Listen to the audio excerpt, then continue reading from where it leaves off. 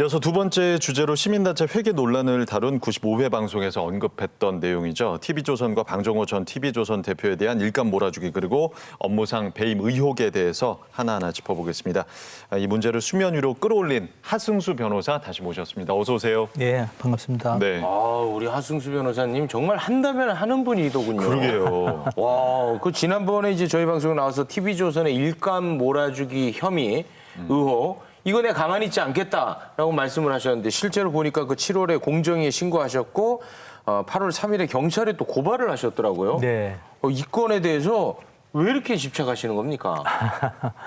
뭐 제가 특별하게 TV조선이라는 매체에 대해서 네. 어떤 뭐 문제의식을 가진 건 아니고요. 네. 사실은 그 TV조선의 전 대표이사고 지금도 사내 이사로 있는 그 방종호 씨가 네. 이 TV조선이라는 일종의 뭐 그 종편이죠. 종편 채널을 이용해서 개인적인 이익을 추구하고 있는 걸 어쨌든 제가 문제 제기를 하는 겁니다. 그 개인적인 이익을 추구하는 과정에서 위법 행위들이 발견이 되고 있고 그리고 이걸 만약에 거대 언론이라고 해서 이 문제에 대해서 뭐 공정위라든지 뭐 수사기관에서 제대로 조사하고 수사해서 처벌하지 않는다면 저는 우리나라 헌법에서 말하는 법 앞에 평등이라는 게 완전히 깨지겠다라는 저는 좀 아주 심각한 문제의식을 가지고 있습니다. 네. 거대 언론이라고 하더라도 법 위에 군림하는 존재가 되어서는 안 되기 때문에 당연히 어떤 개인적인 이익을 추구하면서 위법 행위를 했다면 거기에 대해서는 법에 따른 어떤 저는 뭐 제재를 받는 것이 필요하다고 생각하고 그래서 뭐 집착하는 건 아니고요. 네. 네. 이미 알게 됐으니까 그냥 넘어갈 수는 없으니까 네, 지금 하고 있습니다. 오늘 방송이 굉장히 그 볼만할 것 같은 게요. 우리 저 변호사님의 어떤 의혹 제기 그리고 거기에 대한 그 뒷받침할 만한 우리 이지은 기자가 심층 취재를 했대요. 그랬다면서요. 와, 뭐 취재하는 걸 또 처음 보네요. 우리 변호사님께서 제기하신 의혹을 저희가 최대한 이 현장의 목소리 그리고 업계의 목소리를 통해서 어떻게든 이거를 이제 의혹의 정황들을 같이 들여다보기 위해서 좀 더 추가 취재를 했습니다. 네. 자, 먼저 살펴볼 것이 TV조선이 드라마 제작사 하이그라운드에 300억 원가량의 일감을 몰아줬다는 의혹입니다. 민중의 소리 보도를 좀 보죠. 2018년 3월 이후 TV조선이 제작한 드라마 8편 중에 6편이 이 하이그라운드가 공동 제작으로 참여를 했습니다. 하이그라운드의 제작 비율이 상당히 높긴 한데 어떤 점에서 일감 몰아주기라고 좀 판단을 하신 건가요? 네, 그 일단은 하이그라운드란 회사가 이 TV조선하고 전혀 연관이 없는 회사가 아니라 네. 방종호 씨가 35.3%의 지분을 가지고 있는 방종호 씨가 대주주인 회사입니다. 그래서 이제 특수관계에 있다고 할 수 있는데 근데 이 하이그라운드가 2018년에만 109억 원의 어떤 외주 제작을 TV조선으로부터 받아서 했고 2019년에는 191억 원을 받은 걸로 되어 있습니다. 네. 그러면 이 하이그라운드가 이 TV조선 이외의 다른 어떤 기업들하고 이 정도 규모의 거래가 있었냐면 그런 게 전혀 없고 오로지 TV조선하고의 관계에서만 이렇게 매출이 발생하고 있고요.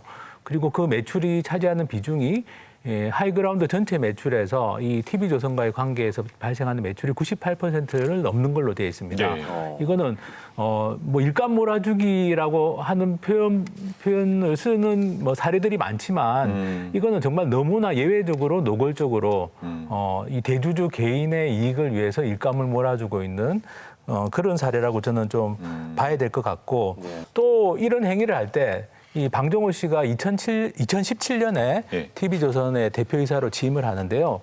이 방종호 씨가 본인이 대표이사로 취임한 다음부터 이 하이그라운드라는 회사의 드라마 외주 제작 일감을 몰아주기 시작합니다. 그 전에도 TV조선 이 드라마를 하이그라운드가 제작한 적은 있지만 사실 이제 TV조선은 드라마 제작을 그렇게 많이 하지 않았거든요. 근데 2017년에 방종호 씨가 TV조선의 대표이사로 취임하면서부터 이 드라마 제작을 재개하고 그리고 그 드라마 제작 물량을 이 하이그라운드라는 회사에 몰아준 거죠. 예. 그러니까 내가 대표이사로 있으면서 내가 주식을 많이 가지고 있는 다른 회사에다가 일감을 몰아줬다는 점에서 이거는 아주 정말 이거는 좀 아주 노골적이고 정말 이 너무나 이제 이렇게 눈에 드러나는 그런 일감 몰아주기라고 할 수 네. 있습니다.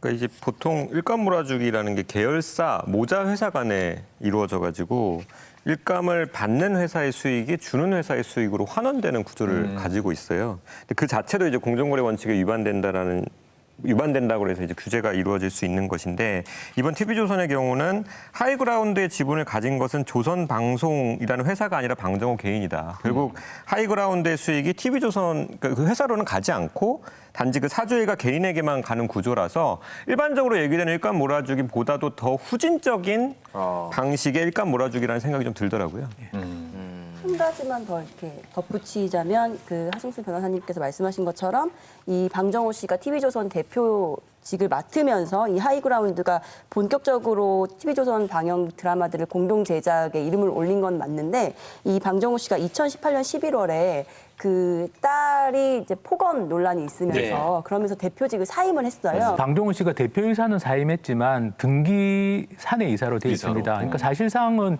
뭐 저는 여전히 영향력을 행사할 수 있는 위치에 있다라고 보고 있습니다. 그 TV조선이 만드는 드라마를 하이그라운드에게 완전히 다 몰아준다. 이게 이제 문제라는 거 아니겠습니까? 뭐 그게 이제 문제일 수는 있는데 하필이면 이 하이그라운드가 TV조선에 너무 잘 맞는 드라마를 너무 또 잘 만들어낼 수도 있지 않겠냐. 이런 생각이 좀 들거든요. 뭐 그런 가능성도 있죠. 아유, 없을 수 없죠. 어떻습니까? 저희가 그래서 이 하이그라운드랑 같이 공동 제작을 했던 드라마 제작사 그리고 드라마 업계 쪽을 좀 취재를 해봤는데 이 하이그라운드가 제작 역량이 없다라는 건 거의 공통적인 목소리더라고요. 그러니까 제작 역량이라고 한다면 이제 기본적으로 이제 탄탄한 시나리오를 쓸 수 있는 작가진이 있는지 그리고 이거를 이제 연출할 수 있는 연출가가 있는지 이게 안 된다면 만약에 이 드라마를 다른 곳으로 이제 홍보를 한다거나 판매를 할 수 있는 인프라를 좀 갖추고 있다라든지 이런 것들이 기본적인 제작 역량인데 이런 것들이 없었다 이런 얘기를 했었고 그런데 왜 하이그라운드와 공동 제작을 했습니까?라고 이렇게 질문을 했더니 그냥 일방적인 통보였다. 그러니까 TV조선에 방영하는 드라마를 제작하는 걸로 알고 있었는데 어느 날 갑자기 하이그라운드라는 회사와 그 공동 제작 계약을 맺으세요 이렇게 전달을 받았고 하이그라운드라는 회사를 전혀 그 전까지 들어본 적이 없다는 거예요. 그런데도 이제 TV조선과 계약을 할 때는 앞으로는 하이그라운드와 함께 해야 합니다라는 얘기를 들어서 이제 그렇게 했지만 실제로 작업을 하는 과정에서도 이 회사가 사실상 역할이 없었다라고 그렇게 얘기를 하더라고요. 하이그라운드 같은 드라마 제작사를 만든 것 자체는 문제가 안 되는 거죠?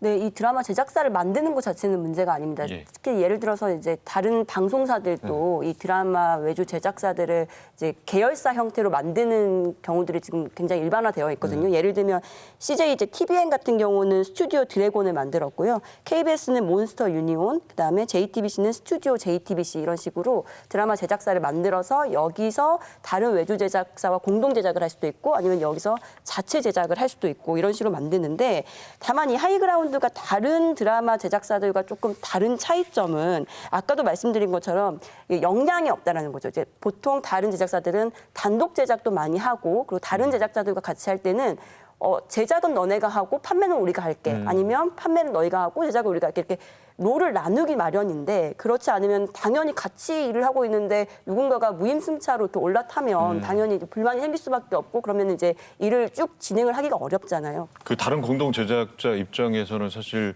이 제언을 받아들일 수밖에 없는 거잖아요. 그렇죠. TV 그 외주 제작 시장이 굉장히 경쟁이 치열합니다. 굉장히 외주 제작 업체들도 많아진 상황이고 그래서 사실은 외주 제작 업체 입장에서 보면은 외주 제작을 해야 되는데 이런 조건이 이렇게 일종의 그 방송사로부터 제시가 됐을 때 그걸 안 받아들일 수가 없는 거죠. 외주 제작을 해야 되는데 이게 조건이기 때문에 그래서 말씀하신 그 공동 제작이라는 것이 실제로 어떤 서로 역할을 분담해서 같이 이루어진 그런 공동 제작으로 보기가 너무 어렵다.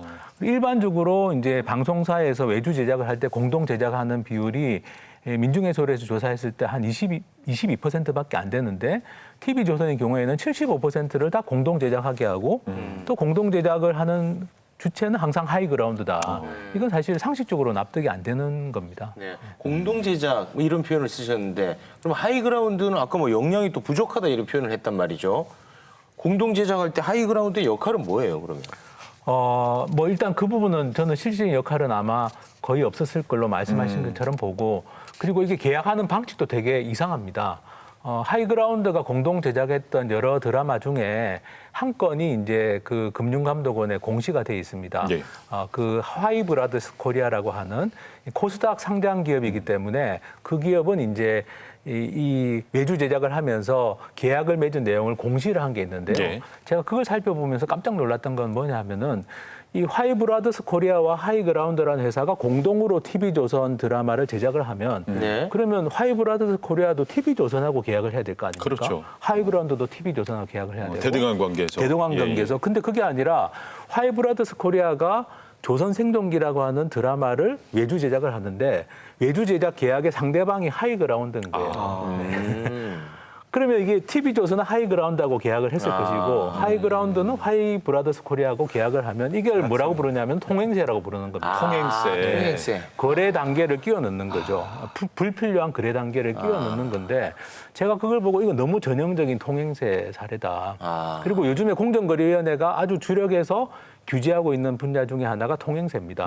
얼마 전에도 통행세 건에 대해 가지고 그 뭐 검찰에 고발도 한 케이스가 있었는데 그 정도로 그 공정거래위원회에서도 아주 불공정한 행위의 전형적인 사례로 통행세라는 걸 보고 있는데 사실 하이브라더스 코리아하고 하이그라운드하고 이렇게 계약을 맺은 걸 보면 전형적인 통행세 사례라고 저는 볼 수 있을 것 같습니다. 근데 좀 의아한 게, 예.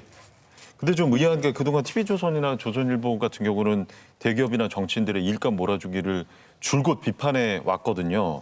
예, 기사들도 있습니다. 17년 10월 29일 TV조선에서 단독을 달아서 전국 빙상연합회 이규혁 본인 회사 지인업체 일감 몰아주기 17년 6월 20일 TV조선 역시 단독 김은경 환경부 장관 후보자 민주단체장 일감 몰아주기 16년 6월 16일 TV조선 롯데 3세 회사들의 일감 몰아주기 비자금 통로로 의심 이런 일감 몰아주기 의혹 비판 기사들을 계속해서 써왔단 말이죠. 그리고 보도를 했고요.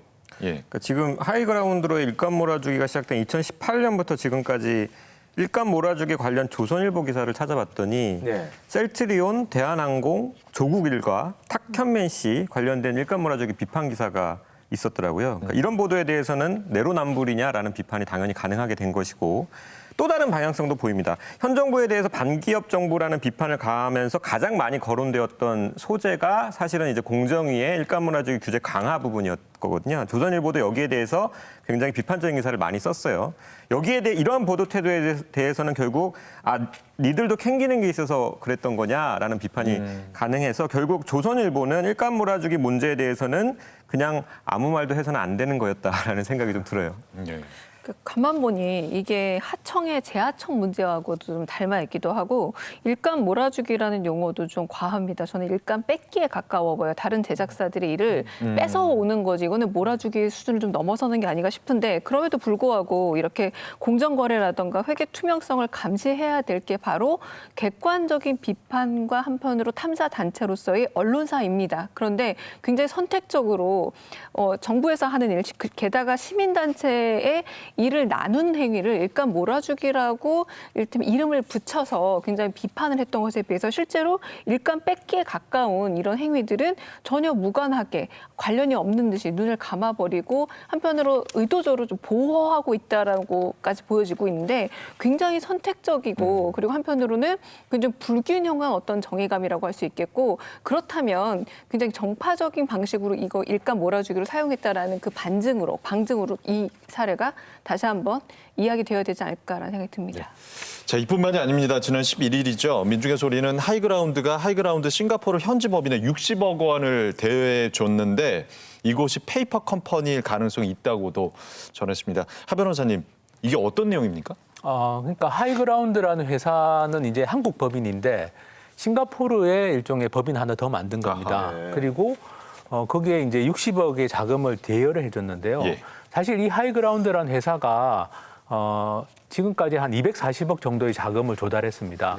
200억 정도는 이제 역외 펀드로부터 투자를 받았고 예. 해외에 있는 펀드로부터 그리고 40억 정도는 국내 기업으로부터 빌렸는데요.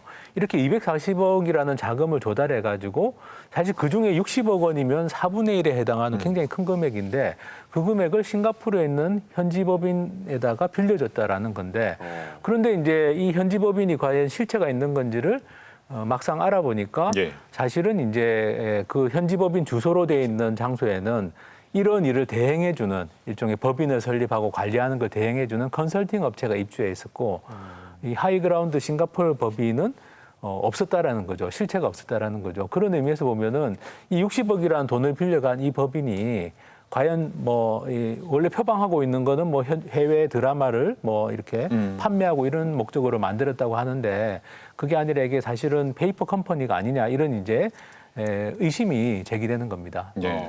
보통 이제 페이퍼 컴퍼니라는 게 형식적으로 설립은 되어 있으나 그 내용은 없는, 즉 운영하는 사업 자체가 없는 경우를 말하는데 이거를 만드는 목적이 보통은 그렇습니다. 그러니까 그 페이퍼 컴퍼니를 기존 회사의 지주 회사나 거래 회사로 속여가지고 탈세나 이제 비자금 조성이나 변칙 상속 등에 이용을 하는 거잖아요. 근데 지금 변호사님 말씀하신 것처럼 하이그라운드 싱가포르 법인이 실제 운영하는 사업 자체가 존재하지 않는다면 나쁜 목적을 위해서 만든 페이퍼 컴퍼니라는 생각을 분명히 할 수 있는 거죠. 네, 지금 여러 의심들을 하고 계시는데 의심에서 머물지 않습니다. 우리 이지은 기자가 웬일로 팩트 체크를 했습니다. 취재했죠?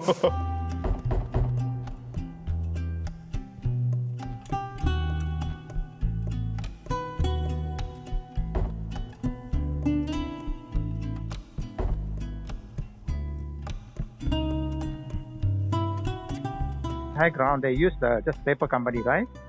Yes. The high ground, the Mr. Bang, and Yeah. because he's not here because he just incorporate and just a paper company Yes. to running the business. That's why easy. Yes. And everything. It's easy. Whatever. It's easy.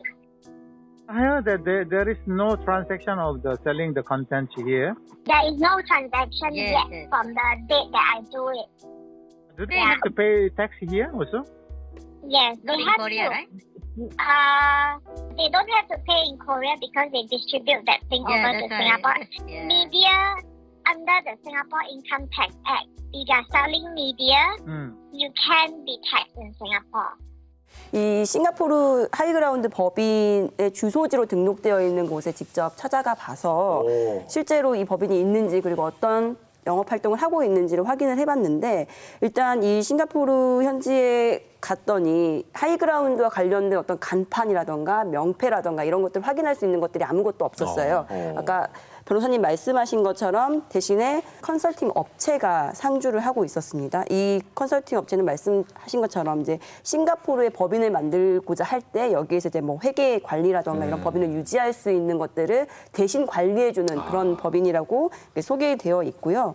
근데 이제 사실 싱가포르가 이런 식으로 그 페이퍼 컴퍼니들이 많이 만들어졌다고 해요. 이제 규제가 조금 더 약하고 그러다 보니까 다국적으로 와가지고 이렇게 법인들을 만드는 곳이긴 한데 특히나 이 한국 기업들이 페이퍼 컴퍼니를 만들기 위해서 뭔가 의뢰하는 그런 주요 거래처는 아니라는 거예요. 이게 이 현지 교민들의 이야기를 종합을 해봤을 때. 그래서 아무래도 이 한국인들과 좀 이 접점이 없는 회사를 일부러 찾아서 여기에 의뢰를 한 게 아닌가라는 이제 의심이 드는 부분이고요.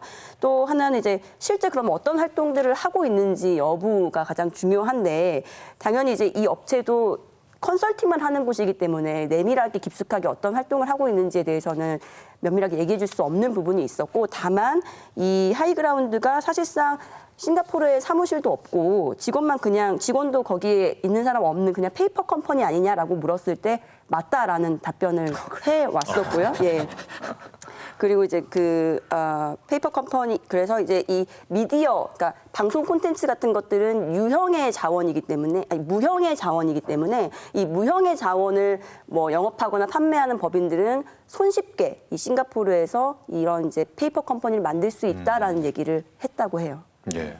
하 변호사님께서 직접 그 하이그라운드 싱가포르 현지 법인의 감사 결과 보고서를 보셨을 거 아니에요? 어떻게 나와 있습니까? 네, 싱가포르 법인은 싱가포르 법에 의해서 설립이 됐는데 상당히 좀 약간 투명하지 못한 형태입니다. 예. 그러니까 공개되는 자료가 별로 없고 그래서 우리나라 그 하이그라운드 감사 보고서에 약간의 자료들이 나와 있는데요. 그 자료들을 보면은 특별하게 어떤 영업을 하고 있는지는 지금 확인할 수가 없고. 예, 다만 이제 60억을 빌려갔는데 그 빌려간 돈에 대한 이자는 이제 지급하고 있는 걸로 예. 돼 있습니다만 사실 이게 좀 많이 의문스러운 것은 뭐 설사 드라마 영업을 하기 위한 해외 현지 법인을 만들 필요가 있다고 하더라도 그 법인에게 60억이라는 거액을 빌려줄 이유는 없거든요. 그리고 하이그라운드가 그렇게 돈이 많은 회사도 아니고 2017년 12월부터 뭐 이 외국 역외 펀드로부터 뭐 한 200억 정도의 투자를 유치했고 또 40억 정도를 국내 기업부터 빌려서 한 240억 정도의 자금을 조달했습니다만 그중에 60억 원이면 사실 4분의 1에 해당하는 굉장히 큰 금액이기 때문에 이렇게 큰 금액을 빌려줄 이유는 저는 없다라고 봅니다. 그러면 결국에 이 60억은 어떤 용도로 사용되고 있는 것인지 이거는 현재로서는 예. 아직까지 공개된 자료로서는 확인할 수가 없고 이런 부분에 대해서는 사실 필요하다면 이 관계 당국의 예. 조사가 저는 좀 필요하지 않을까 생각합니다. 해외에 페이퍼 컴퍼니를 세운다고 하더라도 그 현지에서 세금 관계는 어떻게 되는지 그것도 좀 궁금한데요. 어쨌든 그러니까 활동이 없다면 세금을 납부하지 네. 않습니까? 근데 이게 만들어진 게 2019년 4월 정도입니다. 예. 그러니까 작년 4월이고 1년이 조금 넘은 상태이기 때문에 말씀드린 것처럼 지금은 뭐 공개되어 있는 자료가 우리나라든 싱가포르든 별로 없는 상태라서 예, 예. 이 법인을 둘러싼 여러 가지 의문점들은 계속 이제 좀 예의주시를 좀 해야 될 것 같습니다. 그러니까 하이그라운드가 재무 상태가 너무 좋아서 60억 원을 충분히 빌려줬을 수도 있겠다. 이렇게 또 얘기할 수도 있는 거 아니에요? 근데 말씀드린 것처럼 예. 40억 원을 국내 기업으로부터 빌릴 정도로 아하. 돈이 필요한 예. 기업인 거죠. 사실은 200억이라는 돈을 역외 펀드로부터 투자를 받았으면 상당히 많은 투자를 받은 겁니다. 이 회사 규모로 보면. 예, 예. 그런데도 불구하고 또 국내 기업 두 군데로부터 40억 원을 차입했을 정도로 자금 사정이 그렇게 좋지는 않은 거죠. 근데 그 이유가 이제 이렇게 60억 원을 싱가포르 법인 같은 데 빌려줬기 때문에 사실은 이 국내 기업으로부터 추가 차입을 해야 될 정도로 제가 보기에는 자금 사정이 이렇게 좋지 않은 걸로 예. 보여지는데 그것만 보더라도 사실은 그런 거죠. 빚을 내가면서까지 돈을 빌려가지고 이거를 싱가포르 법인에 60억을 빌려줬는데 그 회사는 지금 뚜렷하게 영업하는 게 보이지 않는다. 이거는 뭐 이 자체로 사실은 좀 상식적으로 납득이 안 간다고 봅니다. 그러니까 예. 문제는 하이그라운드가 제작사인데 제작도 하지 않고 싱가포르에 있는 회사는 겉으로 봐서는 유통 판매를 하기 위한 회사인데 그런 실적도 없는데 돈은 들어가 있다는 거잖아요. 결국은 이 문제는 언론의 의무를 다하지 않는다 혹은 한다라는 언론사 문제를 넘어서서 이를테면 기업이란 말이에요. 기업 윤리에 있어서 굉장히 어긋난 문제로 보여지고 지금 드러난 상황으로는 문제가 많아 보이는데 그렇다면 그럼 다음 수순은 뭔가 수사를 하고 밝혀내야 되는 거잖아요. 근데 문제는 언론사이기 때문에 그때는 또 언론사이기 때문에 수사를 한다거나 고발에 대해서 적극적으로 대처를 하는 게 쉽지 않고 또 훌쩍 넘어가서 언론사 탄압이란 또 얘기까지 넘어가니까 이게 굉장히 곤란한 문제인데 분명히 이게 누구의 이익을 원해서 만들어진 일이고 결국 이익이 어디로 가는가는 결국 고발하고 법적인 수사 과정을 통해서 좀 드러나야 될 부분이 아닌가라는 생각이 듭니다. 예. 한 말씀 더 덧붙이자면 네네. 이 싱가포르 법인이 그러면은 이렇게 투자를 받을 정도로 그 역량을 갖추고 있냐 또 실적이 있느냐라고 했을 때 그게 없다라는 거는 이미 이제 여러 관계자들 통해서 알 수 있는데 그러면은 지금 실제로 그렇게 하려고 노력을 하고 있느냐 그럼 가능성이 있느냐까지도 한번 봐야 되는데 그건 역시도 사실상 거의 없다라고 저희가 판단할 수밖에 없는 게 이 하이그라운드와 같이 공동 제작을 했던 제작사들 쪽에서는 어떤 이야기를 하냐면 해외에서 드라마를 팔려면 이 지적 재산권이 있어야 되고 해외 판권이 있어야 되는데 이 하이그라운드는 이상하게도 다른 드라마 제작사들과 다르게 이상하게도 이 지적 재산권을 가져가질 않는다. 해외 판권을 가져가지 않는다. 그냥 이거를 너네가 이제 만들어서 대금만 납부하고 국내 방영권에 대한 것만 우리가 이익을 가져갈게 지적재산권은 관심 없어라는 태도를 계속 취해왔다라는 거예요. 그건 다시 말하면 해외에 팔 수 있는 컨택 포인트가 없고 인프라가 없다라는 것을 말하고 있기 때문에 그런 것들도 없고 역량도 안 되고 인프라도 없는 상황에서 법인은 만들었지만 갑자기 투자를 받았다라는 게 모든 게 다 좀 의심스러운 정황이다 이렇게 볼 수 있을 것 같습니다. 자, 이와 관련해서 TV조선과 하이그라운드에서는 이런 입장을 보내왔습니다.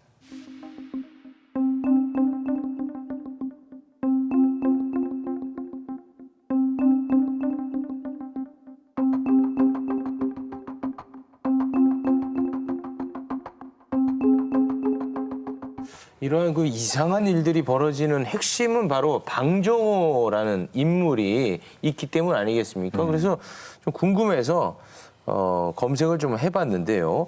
이 방정호라는 인물 2006년에 그 조선일보에 입사를 했더라고요. 9년 만에 TV조선 마케팅 실장 상무로 초고속 승진을 했고요. 2016년엔 TV조선 제작 및 편성 담당 상무이자 미디어 사업 본부장, 그리고 조선일보 크로스 미디어 팀장이자 디지털 조선일보 이사를 역임을 했습니다. 그런데 생뚱맞게 영어 유치원 컵스빌리지 대표이사를 했더라고요. 이거 갑자기 너무 생뚱맞지 않습니까?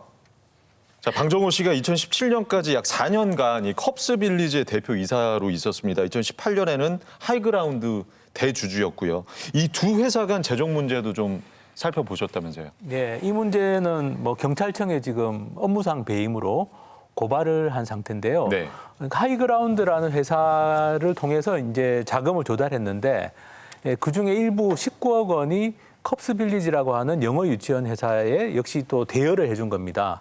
빌려줬는데 근데 그렇게 빌려준 돈을 결국에는 뭐 못 받게 됐다. 뭐 회계상으로는 대손 충당금 설정이라고 하는데 이게 뭐 상식적으로 생각하면 그냥 못 받게 됐다라고 예. 이제 판단한 겁니다. 회수 가능성이 없다라고 판단한 건데, 근데 이게 불과 2018년에 19억을 빌려줬는데 2019년 말에 회수 가능성이 없다라고 판단한 거고, 이런 거는 이제 대법원 판례에 따르면 회사가 돈을 충분한 담보도 확보하지 않고 이 뭐 어떤 합리적인 어떤 그 채권 회수 장치죠. 채권을 다시 돌려받을 수 있는 어떤 장치를 마련하지 않고 돈을 빌려주면 그건 업무상 배임에 해당한다라는 것이 이제 대법원 판례인데, 지금 어쨌든 하이그라운드라는 회사가 회사 자금 19억 원을 컵스빌리지라고 네. 하는 영어 유치원 회사에 빌려주고 못 받게 됐다. 그래서 이 부분은 이제 업무상 배임으로 지금 고발을 한 상태입니다. 예. 자, 하이그라운드가 돈을 빌려준 2018년 당시에도 컵스빌리지가 방정호 전 대표와 관계가 있는 회사였습니까? 2018년 당시에 방정호 씨는 이제 컵스빌리지 대표이사는 그만둔 상태였습니다. 2017년 11월에 컵스빌리지 대표이사를 그만뒀는데, 그렇지만 뭐 여전히 방정호 씨와 관련된 사람들, 예를 들면 조선일보나 하이그라운드와 관련된 사람들이 여전히 지금 컵스빌리지의 이사나 감사를 맡고 있습니다. 그렇기 때문에 관련이 있다라고 볼 수밖에 없고, 예. 또 하이그라운드 감사 보고서에도 컵스빌리지가 특수관계인으로 표시가 돼 있습니다. 그런 점에서는 2018년에 컵스빌리지의 그 19억 원의 회사 자금을 대여할 당시에도 역시 컵스빌리지도 방정호 씨와는 무관하지 않다, 관련이 돼 있는 상태였다고 보고 있습니다. 예. 정리하자면 대주주와 관계된 회사에 큰 돈을 빌려준 거잖아요. 적자인 회사에 무담보로 돈을 빌려주는 거, 이거 꽤 위험한 상황 아니겠습니까? 가족끼리 사실 돈 빌려줄 때도 담보를 잡는데 요즘 같은 시대에는요. 네, 예. 그렇습니다. 이 상식적으로 생각했을 때는 이렇게 19억 원이라는 적지 않은 돈을 담보도 없고, 네. 또 뭐 영어 유치원하고 하이그라운드는 드라마 제작하는 데니까 전혀 업무 연관성이 없는데 이렇게 큰 돈을 빌려주고 또 빌려주자마자 못 받게 됐다라고 하는 건, 이거는 뭐 보통의 일반적인 뭐 상거래에서는 또는 뭐 금전 거래에서는 있을 수 없는 일이라고 보고 있습니다. 임장 변호사, 이거 법률적으로 어떻게 해석해야 돼요? 이게 기업 간 무담보 대출에 관해서는 사실 올해 4월에도 네. 그 아모레퍼시픽 그룹에서 문제가 된 적이 있고, 그때는 이제 계열사에 대한 무담보 대출이었거든요. 거기에 대해서도 공정위가 과징금을 부과를 했고 업무상 배임죄에 해당한다는 평가도 나왔었죠.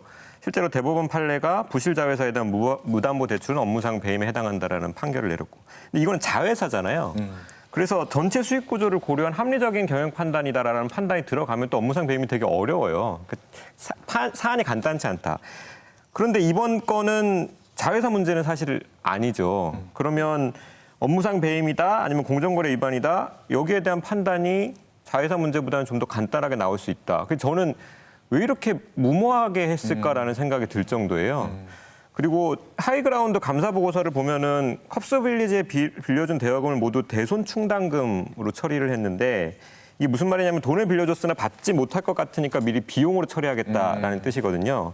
처음부터 받지 못할 것을 예상하고 빌려줬으면 그 자체로 업무상 배임이고 예. 설령 그게 아니더라도 업무상 관련 없는 회사에다가 수억을 빌려주고 대손 설정을 했다면 회사 돈을 결국 빼돌린 거 아니냐라는 의혹을 충분히 살 수 있는 것이죠. 예, 예.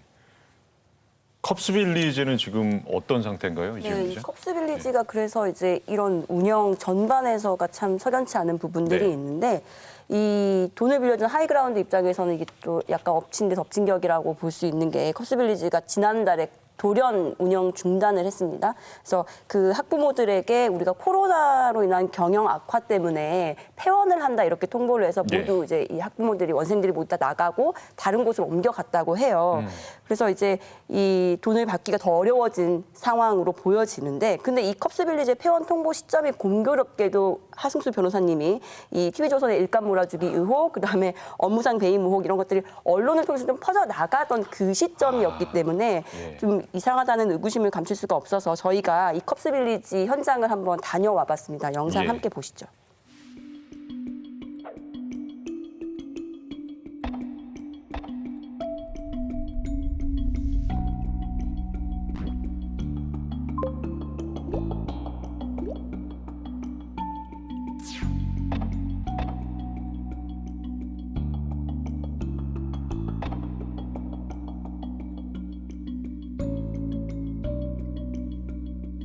안녕하세요. 저희 KBS 저널리즘 토크쇼 JS 나왔는데요. 네, 저 여기 컵스빌리지 갑자기 폐원한 거 관련해서 좀 문의드리고 싶어서 왔는데 지금 여기 유치원 관계자분은 안 계세요? 그럼 여기 운영하는 네, 사이트에서 네네네. 비운 것 때문에 제가 확인하려고 잠깐 나온 거라서 왜 닫혀 있어요? 여기 위에 컵스빌리지 영어 유치원 혹시 지금 매물 나와 있나요? 나는 저희한테 이게 아마 조선일보 쪽에서 보는 거 아니에요? 쪽에 한번 확인해 보면 진짜 그리고 나와있지 않은 거 나와있지 않은 거안 되시는 거 아니에요? 컵스빌리지라는 영어 유치원, 영어 학원 회원이 절차가 다 마무리가 된 건가요? 회원 신청 들어오지 않았어요. 아직 개원 상태로 되어 있습니다. 네, 그래서 간단하게 설명을 드리면 이제 폐원 신청을 하지 않고 학부모들에게 폐원을 했다라고 통보를 했고 예, 예. 지금 현장에서는 여전히 그 건물이 그대로 좀 유지되고 있고 안에도 이제 교재나 교구가 그대로 남아 있는 모습을 확인할 수 있었고 역시나 그 건물이 그러니까 임대를 하고 있었다고 해서 나갔다고 했지만 이 건물이 임대로 나오진 않았다 그런 정황들이 석연치 않은 부분들을 보여주고 있는 것 같습니다. 운영은 되지 않고 있고. 네, 예, 운영은 그런 되지 거죠. 않고 있습니다. 예. 그러니까 저는 좀 제가 궁금증을 갖는 게 한 세 가지 정도인데 첫 번째는 방 전 대표가 지분을 갖고 있는 디지털 조선일보가 2014년에 1억 9천만 원을 컵스빌리지에 투자를 했다고 합니다. 그러니까 디지털 조선일보 측에서도 투자를 했다라는 건데 왜 유치원 사업에 투자를 했는지 사실 이렇게 잘 납득이 잘 안 가고요. 차라리 하이그라운드 같은 경우는 드라마 제작사니까 뭔가 논리적인 연계가 있는데 이건 좀 잘 이해가 안 가고 그 두 번째는 그럼으로 인해서 만약에 돈을 빌려줬는데 만약에 못 돌려받을 걸 예상하고 돌려줬다면 이건 분명히 이제 배임 상황이 될 수 있는 거라는 거. 이 두 가지 의문사항이 있고 또 뭐냐면 조선일보 미술관에서 입학 설명회까지 하면서 자사를 또 이 컵스빌리지란 유치원에 대한 홍보 매체로 썼다는 것도 한편으로는 이해가 되지 않는다는 겁니다. 예, 제2의 확인 결과 컵스빌리지 관련해서 2014년부터 2016년 3월까지 총 7건의 기사를 냈습니다. 특히 2014년 2월 3일자 기사에서는 조선 에듀케이션의 교육 콘텐츠 제작 사업 운영 경험과 결합돼 체계적으로 운영될 전망이다라고 전했는데 이 방 전 대표의 개인 사업임에도 조선 미디어 그룹과 무관하지 않은 것 같아 보이거든요. 이건 어떻게 해석을 해야 될까요? 그러니까 그 방정호 씨가 대주주인 하이그라운드 감사 보고서를 보면은 컵스빌리지와 BRV 펀드가 특수관계자로 명시되어 있는데 그 방 씨 일가가 지배하는 것으로 알려진 조선일보랑 인베스트 조선 등의 언론사들이 그러한 특수관계에 대해서는 일절 언급하지 않은 채 그 유치원 컵스빌리지와 BRV 펀드를 홍보하는 기사를 냈단 말이죠. 이건 결국에는 사조일가의 사적 이익을 위해서 언론을 활용한 것으로서 언론사 세습 경영의 가장 나쁜 폐해다. 독자들을 적극적으로 기만한 행위다라는 생각이 드는데 심지어 이 컵스빌리지 입학 설명회를 조선일보 미술관에서 했다잖아요. 예, 예. 그러니까 특별히 숨길 의도도 없어 보여요. 언론사 사주 가문의 굉장한 오만함인가라는 생각까지 들더라고요. 아, 조선일보는 미술관도 있습니까? 있나 봐요. 종합 엔터테인먼트 기업. 조선일보를 뭐 불매 운동하거나 할 때 많이 했던 얘기가 조선일보와 사주를 분리해야 된다는 얘기를 많이 하기도 하고요. 그리고 기자는 복수다. 조선일보와 모두 다 동일시될 수 없는 단수로서의 기자들이 아니다라고 얘기를 하는데 이런 경우를 보면 굉장히 좀 그런 논리가 아주 미약해집니다. 무슨 말이냐면 심지어 이제 조선일보 사주일가 위기였던 그 장자연 사건 때는 조선일보에서 대책반을 꾸려서 수사를 맡기도 하고 약간 위협도 하고 그래서 어떤 식으로든 언론사가 할 수 있는 모든 기득권으로서의 힘을 다 발휘했다라는 거예요. 그렇다면 이때는 왜 기자들이 복수로서 다른 목소리를 내는 내부 사주에 대해서 사주의 어떤 점에서는 비윤리적인 행위로 추측될 수 있는 그런 부분에 대해서 왜 고발하거나 혹은 조사하거나 거기에서 취재하고자 하는 기자가 없었던가. 그렇다면 이거는 우리가 조선일보에 대한 여러 가지 불만 사항이나 혹은 비판 사항을 얘기할 때 사주와 독립할 수 없는 회사로서의 조선일보 확률이 훨씬 더 높아지는 겁니다. 그래서 2018년 방 전 대표의 그 딸 폭언 사건 있었을 때도 마찬가지죠. 조선일보가 굉장히 방어적인 자세를 취하고 심지어 공격적 자세를 취했기 때문에 결국은 이 문제는 언론사로서 조선일보가 가지고 있는 역할 그리고 저널리즘의 기본 원칙을 자꾸 어긋났다는 것에 대해서도 할 말이 없는 상황이 아닐까라는 생각이 듭니다. 네. 하 변호사님은 네. 뭐 어쨌든 이게 언론이라는 게 뭐 공적인 책임이 있는 건데 뭐 이 컵스빌리지라는 회사는 말씀하신 것처럼 디지털 조선도 일부 투자를 했고 그렇죠. 방종호 씨가 전 대표이사로 있던 회사인데 그 회사 그러니까 이 영어 유치원 이 기업을 홍보하는 홍보선 기사를 이렇게 많이 써줬다는 건 저는 이건 언론 윤리상 문제가 있는 게 아닌가 싶고 그리고 이 컵스빌리지만이 아니라 말씀하신 것처럼 하이그라운드에 34억 원이라는 큰 돈을 빌려줬던 그 BRV라는 어떤 펀드에 대해서도 마찬가지로 또 홍보선 기사가 나갔었다는 건 언론이란 그러니까 이 사주 일가가 소유하고 있는 언론이나 관계 기업들의 어떻게 보면은 좀 사주 일가 이익을 위해서 이 언론을 활용하는 것이 아닌가 저도 마찬가지 좀 문제의식을 가지게 되고 이런 식으로 한다면 정말 뭐 예를 들면 조선일보나 조선일보 관련된 매체를 보는 독자들 입장에서는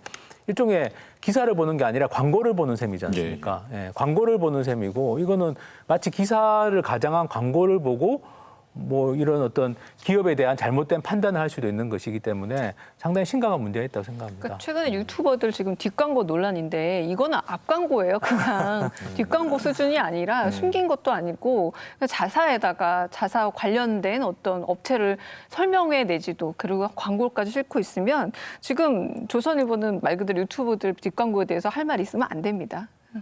컵스빌리지 관련 의혹에 대해서 다음과 같은 입장을 보내왔습니다.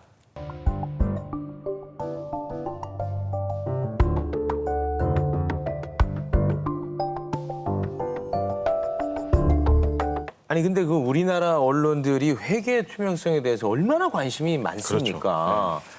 그 기업을 넘어 시민단체 회계에 대해서도 그렇게 관심들이 많았고 그리고 공정한 사회에 대해서 정말 관심들이 많았지 않습니까? 그런데 왜 유독 이 건에 대해서만큼은 가만히 있느냐. 이건 저로서는 매우 납득하기가 어렵습니다. 네. 어때요? 그래서 저희가 이제 TV조선하고 이 일감 몰아주기 의혹이 나왔을 때 언론들이 얼마나 보도를 했는지를 한번 살펴봤는데요. 네. 하승수 변호사님이 처음 문제 제기한 게 5월 22일인데 그때부터 이제 지난 17일까지 TV조선과 하이그라운드라는 요 키워드를 가지고 보도한 양이 중앙일간지 9곳에서 모두 잠시만요. 중앙일간지 9곳에서 이 얼마나 보도했는지 살펴봤는데 일간지 가운데는 한겨레 신문에서 2건 보도한 게 전부였고요. 예. 방송 뉴스는 지상파 3곳, 종편 4곳 살펴보니까 KBS하고 SBS가 각각 한 건씩 보도를 했고 MBC는 2건을 보도했습니다. 종편 채널인 JTBC, 채널A, TV조선, MBN은 모두 보도하지 않았습니다. 예. 마치 보도가 굉장히 많은 것처럼 뜸을 들였는데 2건밖에 안 나왔어요. 아, 방송 재밌게 잘하시네. 그러니까 저희는 우리가 다룰 수 있는 것도 KBS가 공영방송이라서 다른 말로 하자면 사주가 없기 때문이라는 생각이 듭니다. 왜냐하면 자사 비위에 대해서는 조선일보뿐만 아니라 대개 사주가 있는 모든 언론사들이 선택적으로 게이트 키핑을 합니다. 자사건은 빼고. 네. 그러다 보니 이번에도 몇몇 언론들이 다루긴 다뤘지만 사주가 있는 기성 언론에서 받아주질 않는 거예요. 이런 의혹 보도라던가 그리고 어떤 점에서 탐사 혹은 후속 취재가 필요한 보도일수록 다른 언론 매체에서 받아줘서 훨씬 더 이 의혹들을 키워가고 사실로 크로스 체킹하면서 만들어가서 팩트로 만들어가야 되는데 아무도 안 받아주는 거죠. 이 자체가 어떤 점에서 언론 내부도 알고 있는 승리의 기억을 갖고 있다는 겁니다. 내부 보도가 나오지만 어차피 사주가 있는 보도 매체들, 언론사들 안 받아줄 거고 잘 덮고 잘 방어하면 시간이 지나면서 잊혀질 사건. 이번에도 아마 TV조선이나 혹은 조선일보에서 아무런 대답이 없다면 그런 학습된 기억, 승리의 기억이 있기 때문에 대답을 안 해도 결국은 넘어갈 일 이런 생각하지 않을까 아니 생각해요. 근데 특수 관계가 있는 TV조선이나 조선일보에서 이 관련해서 다루지 않는 거 사실 저는 좀 이해 갑니다. 쉽지 않죠. 그런데 왜 다른 언론사도 이걸 안 다루냐는 거죠. 그게 저는 이해가 안 간다는 겁니다. 그러니까 저는 이제 뭐 언론사들의 어떤 일종의 카르텔 같은 거를 의심하기에 앞서서 사안의 시급성이나 중요성에 대한 어떤 판단이 다를 수는 있다. 그러니까 덜 중요하다고 생각할 수는 있다는 생각은 들어요. 근데 이게 독자들 입장에서는 결국 그렇지 않거든요. 조선일보가 차지하는 위상 때문에 더욱 그러한 것인데 다른 언론이 다루지 않는 모습을 보면 일단 독자들은 좀 머쓱하죠. 아, 이게 별로 중요한 게 아니었던가? 네. 나아가서는 그런 생각을 하게 돼요. 아, 언론사들은 원래 그렇구나. 알면서도 그냥 놔뒀고 이거 굉장히 나쁘고 위험한 시그널이잖아요. 예, 예. 그러니까 한국 저널리즘 전반에 신뢰가 걸린 문제이기 때문에 그게 무너지면 사실 다른 언론사들이 좋은 기사를 쓴 데는 그게 무슨 의미가 있겠어요. 굉장히 좀 더 적극적으로 다뤄야 할 문제라는 생각이 들어요.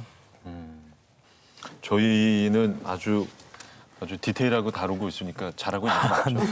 어떻게 보십니까? 사실은 그 지난번에 저널리즘 토크쇼 제이에서 네. 이걸 다뤄주시고 제가 나와서 발언할 수 있는 기회를 주셔가지고 그 이후에 다른 언론에서도 연락이 더 오기 시작했습니다. 그래서 사실 굉장히 좀 감사한 마음이 있고요. 왜냐하면은 이 처음부터 제가 이 문제를 제기할 때 가장 우려했던 게 일종의 무풀입니다. 무반응.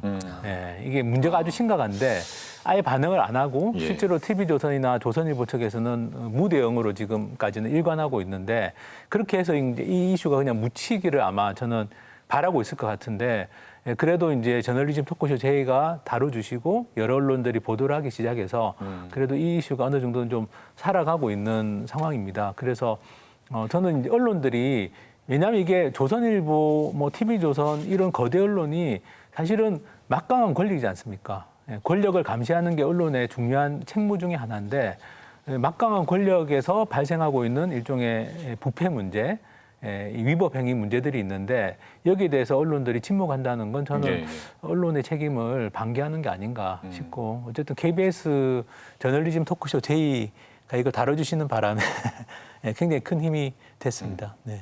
저는 언론 개혁의 목소리가 이런 것과 연관이 된다고 봐요. 언론이 너무 기득권의 카르텔과 닮아버렸다라는 겁니다. 그러니까 한편으로 어떤 언론이 폭로하고 의혹을 제기해서 까는 것, 열어 보이는 것도 큰 힘이지만 덮는 것만큼 큰 권력이 또 없거든요. 네. 여기서 지금 그 권력을 남용하고 있는 거고 만약에 언론 개혁의 목소리가 있다면 사주 중심으로 저널리즘의 원칙을 마음대로 그때그때 경강부회적으로 갖다 붙이는 그런 언론에 대한 개혁 요구지 그냥 어떤 몇몇 언론사 이름에 대해서 얘기하고 있는 것이 아니고 이번 사건도 결국은 뭐 업무상 배임이니 횡령이니 이런 어떤 굉장히 뭐 세금과 관련되어 있고 혹은 돈의 문제와만 관련된 것으로 가고 있지만 결국 이거는 언론이 가고 있는 기득권을 어떻게 잘못 사용하고 있느냐의 문제로 개혁의 요구와 결국 맞닿을 수밖에 없다는 생각이 듭니다. 언론의 입장에서 봤을 때는 굉장히 심각한 사안인데 사실 국민들 입장에서 봤을 때는 이게 약간 먼 얘기인 것처럼 들릴 수도 있고 그거를 사실 간판 일부 언론들이 이거를 사실 뭐 써봤자 얼마나 피부에 와닿겠어? 라는 인식이 암암리에 이렇게 퍼져 있는 게 아닌가 그런 생각들도 좀 듭니다. 굉장히 심각한 사안임에도 불구하고요. 네. 예. 뭐 아까도 말씀드렸지만 이게 일종의 뭐 거대 권력이 예. 법 위에 군림하는 사회가 되어서는 안 되는 거죠. 그리고 만약에 이런 사안을 그냥 방치한다면 검찰이나 경찰이나 공정거래위원회가 다른 사안에 대해서 수사하거나 조사한다는 게 말이 안 됩니다.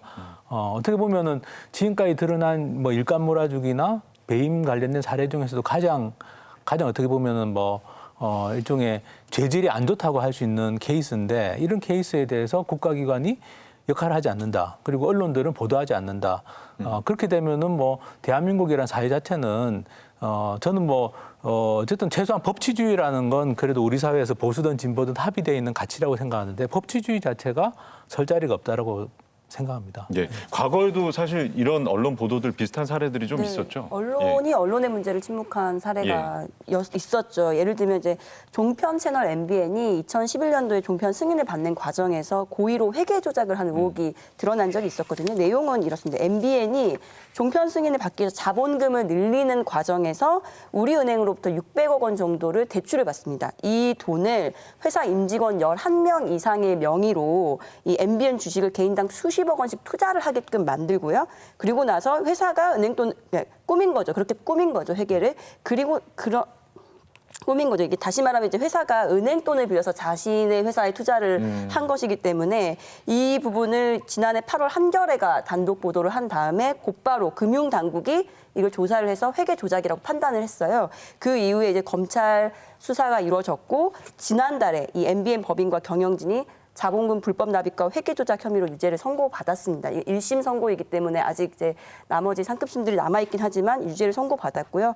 또 다른 사례는 2013년에는 한국일보의 장제구 회장이 200억 원 횡령 배임 혐의로 검찰에 고발이 됐습니다. 이 문제 제기를 한 곳이 한국일보 노조였는데 당시에 이 노조 측에서 문제 제기를 했을 때 이걸 기사화한 곳이 이 미디어 비평지와 기자협회보 여기가 전부였거든요. 그러니까 다른 언론들은 모두 다 침묵을 한 것이죠. 근데 이제 검찰도 고발되고 나서 50일 동안 소환도 하지 않고 손 놓고 있다가 이제 막 편집실이 폐쇄가 되고 이제 내부적으로 문제가 계속 불거지면서 여론도 이제 조금씩 움직이면서 보도량이 늘고 하다 보니까 수사가 속도를 붙였죠. 그리고 나서 2014년도에 338억 원 횡령 배임 혐의로 징역 3년이 선고가 됐습니다. 그러니까 이걸 다시 말하면 언론이 그만큼 적극적으로 보도를 하면 그게 여론으로 또 이어지고 이게 결국은 수사로도 이어지고 결국에는 이 처벌을 받을 수 있다라는 거를 충분히 우리가 학습을 할 수 있음에도 불구하고 아직도 우리 적극적으로 언론이 이런 부분에 대해서 나서지 않는 것 같다는 생각이 들었습니다. 네. 그 한국일보 그 장제구 회장 사태가 벌어졌을 때 그 사측이 편집국을 폐쇄하는 일이 있지 않았습니까? 이게 굉장히 큰일 아니겠습니까? 그렇죠. 이 일이 있은 이틀 후에 5대 일간지 중에 유일하게 조선일보만 이 소식을 보도하지 않았습니다. 그런데 이제 올해 이 장제구 전 회장의 아파트가 이제 경매로 나오는 일이 있었는데 이거는 또 조선일보를 포함해서 정말 많은 언론사가 보도했어요. 이거 어떤 기준으로 보도하고 안 하고가 결정되는지 저로서는 많이 어렵네요. 아파트 경매 물건 나온 게 그렇게 중요한 기사입니까? 사진까지 정확하게 딱 있어서 어느 물건이다라고 거의 안내 수준이더라고요. 네.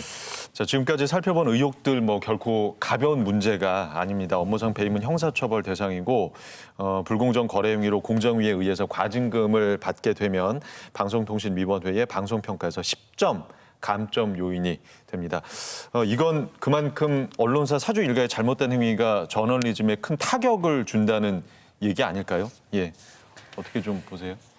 사주가 미치는 영향력 그리고 그 리스크에 대해서 우리가 여러 번 얘기했지만 언론사만큼 중요한 곳은 없어 보이는데 우리가 이명박 정부 때 종편 승인할 때 종편을 어떤 비유를 많이 썼냐면 걸음마를 시작한 아이란 표현을 많이 썼어요. 근데 지금 돌이켜 보니 지금 MBN 끝까지 가봐야 알겠지만 어떤 점에서는 좀 정당하지 못한 방법으로 태어난 아이도 있어 보이고 그리고 아이라고 해서 보살펴 줘야 된다. 계속해서 추가 혜택을 줘야 되고 수혜를 계속 줬는데 이게 정말 정당한 것인가 생각이 들기 있고 사람들이 많이 주장하고 있는데 그럼에도 불구하고 일단 TV조선은 지난해 1,881억 원의 매출액을 기록했습니다. 굉장히 호황을 이루고 있고요.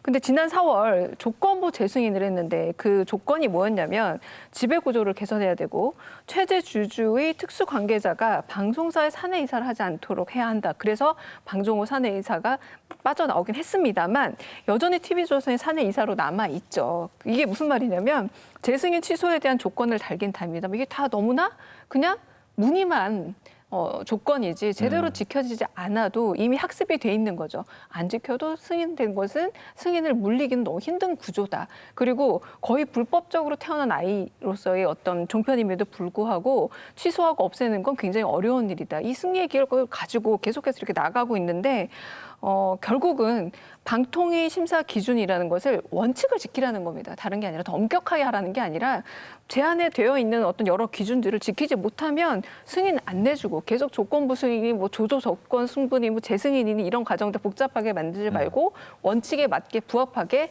했으면 하는 바람입니다. 네. 저도 사실은 이제 방통위 얘기를 하고 싶은데 그 방통위의 방송평가 기준에 보면은 재무 건전성, 경영 투명성, 공정거래법 준수 여부 이런 것들이 평가 기준으로 들어와 있어요. 그러니까 이런 조항들이 그냥 만든 조항이 아니라 실질적으로 작동하는 사례를 좀 보여줬으면 좋겠고 이런 기준을 떠나서라도요. 방통위라는 곳은 방송의 공적 책임을 제고하기 위해 설립한 합의제 행정기구란 말이죠. 오늘 언급된 이 문제는 일개 방송사의 문제만이 아니라 우리나라 전체 저널리즘의 신뢰성 제고 차원에서 고려되어야 된다. 결과적으로 사조일가의 사적 이익을 위해서 방송을 활용을 하고 거기에 대해서 심지어 경계심도 없고 그런 언론사의 방송 행위를 계속 방치하는 것이 저널리즘 전반의 위기를 초래함으로써 언론 생태계에 있어서 돌이킬 수 없는 결과를 초래할 수 있다라는 점에 대해서 굉장히 심각하게 고려를 해줬으면 좋겠습니다. 네, 하 변호사님. 네. 예, 저는 지금까지 드러난 것도 빙산의 일각이라고 생각합니다. 제가 공개된 뭐 감사 보고서 같은 자료, 공시 자료들 그런 걸 바탕으로 이제 문제 제기를 했고 언론들이 취재를 해서 밝혀낸 사실들이지만 사실은 여전히 빙산의 일각이다. 그리고 더 많은 위법 행위나 문제점들이 있을 수 있기 때문에 사실은 이 공정거래위원회 또 검찰, 경찰, 국세청 같은 국가기관들이 이런 위법 행위에 대해서 성역 없이 조사하라고 저는 국민들 세금으로 유지되는 거라고 생각하기 때문에 이런 문제에 대해서 좀 국가기관들이 엄정하게 다뤄줬으면 좋겠고 언론들도 마찬가지로 자기 언론계에 있는 같은 언론계에 있다고 해가지고 저는 이런 문제에 대해서 눈 감아서는 안 될 거라고 생각합니다. 국민들이 바라는 건 언론은 언론답게 역할을 하고 국가기관은 국가기관답게 역할을 하는 거기 때문에 저는 이 문제가 좀 하나도 남김없이 좀 낱낱이 좀 밝혀지고 빙산의 일각이라고 말씀드렸는데 그 빙산의 본체까지 다 드러날 수 있도록 국가기관이나 언론이 역할을 해주셨으면 하는 바람입니다. 네. 네. 일단은 그 언론들이 침묵하고 있으니까요. 우리 하승수 변호사님이 더 열심히 띄워주시기 바랍니다. 자, 이번에도 팩트로 송곳 같은 비평을 해주신 하승수 변호사님 오늘 함께해 주셔서 고맙습니다. 네, 감사합니다. 네, 저널리즘 토크쇼 제2 오늘 준비한 내용은 여기까지입니다. 이 방송은 KBS 1TV, 마이케이, 웨이브, 유튜브, 페이스북을 통해서도 만나실 수 있습니다. 언론개혁 끝까지 함께하겠습니다. 다음 주 일요일 밤에 다시 찾아뵙겠습니다. 고맙습니다.